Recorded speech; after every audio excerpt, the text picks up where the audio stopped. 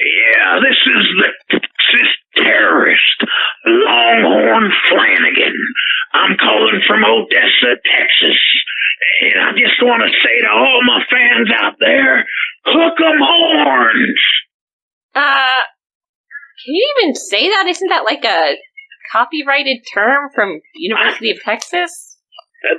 No, I got an agreement with them boys in Austin.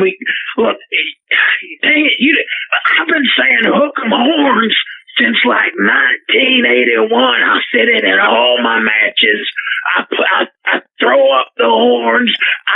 I do it before I hit somebody with the cattle stunner. Y'all were just talking about wrestling. I'm sorry. I'm sorry, Longhorn. I'll be honest. I'm not like the world's biggest wrestling aficionado. I mean, like, I enjoy it sometimes, but I'm not like, I don't know everything about it. Oh, I just really wanted to kind of jump in on the program because, y'all know I listen to your show and I do love your show. But it ain't, I can't remember the last time you said you wanted to talk some wrestling. So I think because, I'm a fighter. I'm an old time wrestler. And I got stories for you. I can go on for hours. Okay, and I will let's try to keep it on the topic here. I mean, what do you think about WWE networks being their catalog being slashed for racist content? I tell you, New York, they always had it. They were always kind of soft-bellied. That's why I never went up there. But I gotta tell you that they're getting rid of wrestling matches because of racism. my whole career has been based on race. I mean, if it weren't for good old fashioned racism, I wouldn't have drawn one god darn dime in this business. Whoa! But I don't know if that's. But I drew a lot of thing, Longhorn. Yeah. Oh no, racism! It's good. That's what puts the butts in the seats. All my best angles, all my best feuds, all my best. My greatest rivalries that everybody really, really got hot for. They kind of had a little of that extra edge from what y'all might call racism, but we didn't mean nothing by it. Well, it sounds pretty terrible. I mean, can you give an example?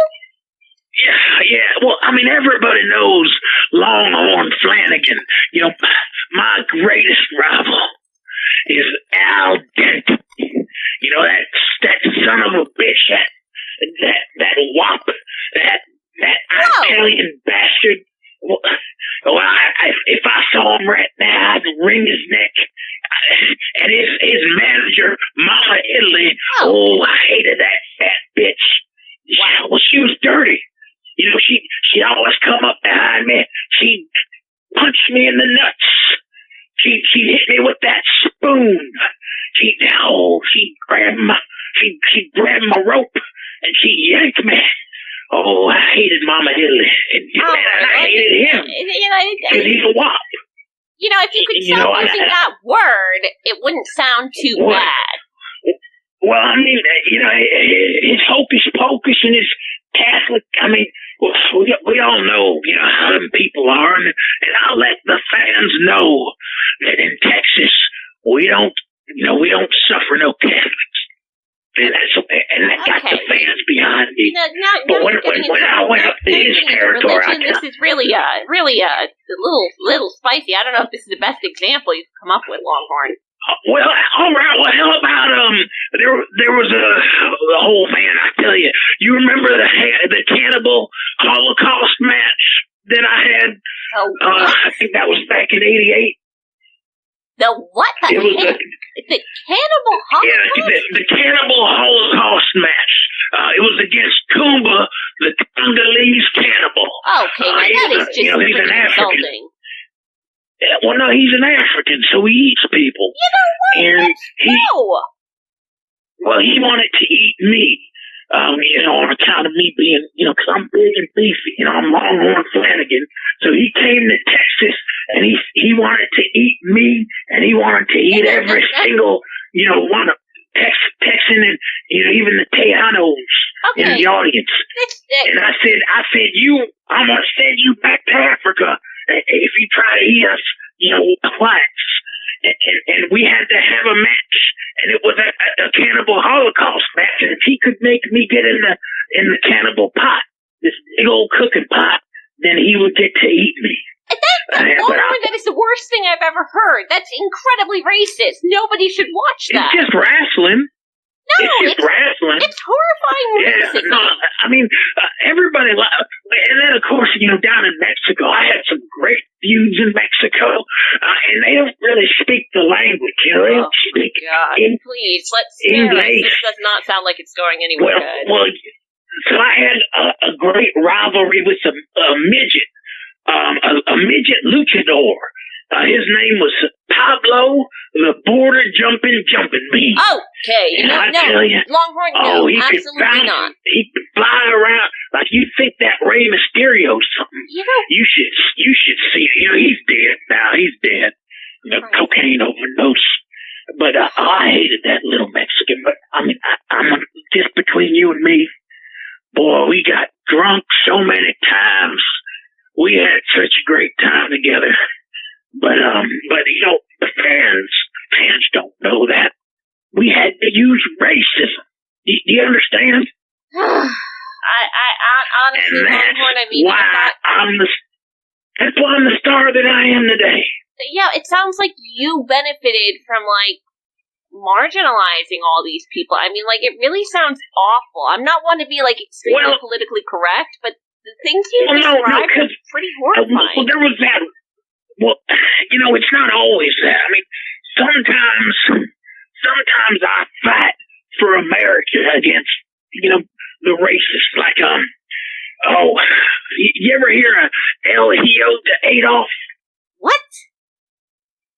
Well, he's the son of Adolf Hitler. Jesus Christ! See, he's not really the son of Adolf Hitler. We hope not. But yeah, normally when I was fighting against El Hijo de Adolf Hitler, or Adolf Hitler Jr., he's the heel because he's a Nazi, Normally? He's Nazi. Normally? What? Wasn't that all the freaking time? Well, sometimes we'd work Coeur d'Alene, Idaho. Okay. And they kind of like him there. Longhorn. Up there I had to work heel. Longhorn. No. Yeah. This is horrific. This is horrible. It's just wrestling. It's just good old-fashioned wrestling. See, the best match, even better than the Cannibal Holocaust match, I think the best match I ever had was actually against Adolf. It was a death camp death match. Okay, you know what? What? You know what? Don't tell me. You're going to get offended because of the name. Look, that cow wasn't even the death camp. It's just a catchy title because it was a death match because he was breaking light tubes on me and all that. But anyway, look, if you knew your history, look, if you want to know about the real camps, I actually just got a com from the Pigeons last night. And this is from Linwood. Okay, that's enough. That's absolutely enough, Longhorn. No, I'm going to end the call. This is way out of line. You're giving wrestling a horrible name today. It's happening. Nope. May 5th, they're going to put us in camps. Okay, goodbye. I don't know what the fuck he thought he was accomplishing there. Apparently he's a great wrestler. Apparently he's a great racist.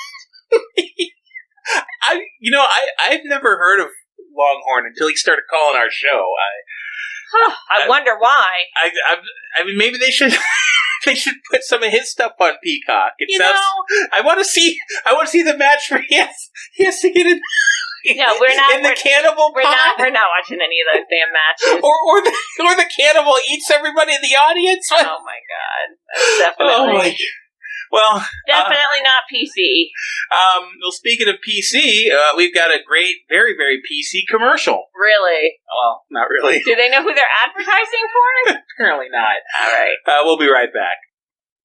Hey, sailor, do you want to be in the army, but with way more men in lipstick?